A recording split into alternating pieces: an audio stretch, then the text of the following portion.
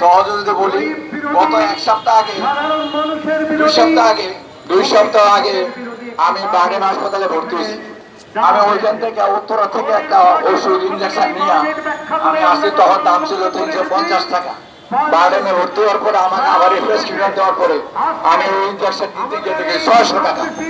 একটা ইঞ্জেকশনের মধ্যে 600 টাকার দাম বাড়ে, 250 টাকা দাম বাড়েছে। এইটা কি লুট করার দেশ? যারা এই ওষুধের ব্যবসা করে, যারা এই পানির ব্যবসা করে, তারা আমরা মনে করি তারা ইস্ট ইন্ডিয়া কোম্পানির যত খারাপ, তাদের চরিত্র ইস্ট ইন্ডিয়া কোম্পানির যত খারাপ।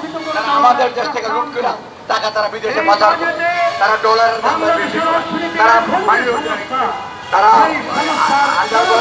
অভাব বয়স তারা আমরা করি না। আমরা দুর্নীতির লোকে জড়িত না। যারা জড়িত সরকারের কাছে আমাদের অনুরোধ থাকবে তাদেরকে আইনের আওতায় তাদেরকে দৃষ্টান্তমূলক শাস্তির ব্যবস্থা করে, তাহলে অবশ্যই দুর্নীতি কমে আসবে এবং আমরা তারা সাধারণ মানুষ আমরা এর সাথে আমরা কিছু স্বস্তি পাবো। ওই সাথে আমি সম্পূর্ণ একমত।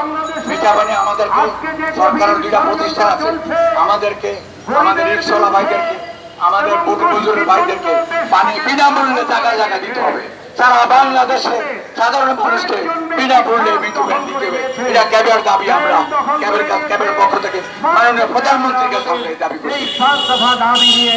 আপনাদের সামনে হাজির হয়েছে। আপনারা অনেক কষ্ট করে আজকে আমাদের এই মানববন্ধনে অংশগ্রহণ করছেন। আমরা আমাদের কাছে জানাচ্ছি, আমরা একটা স্মারকলিপি মাননীয় প্রতিমন্ত্রী জনাব কাছে আমরা এটা দিব।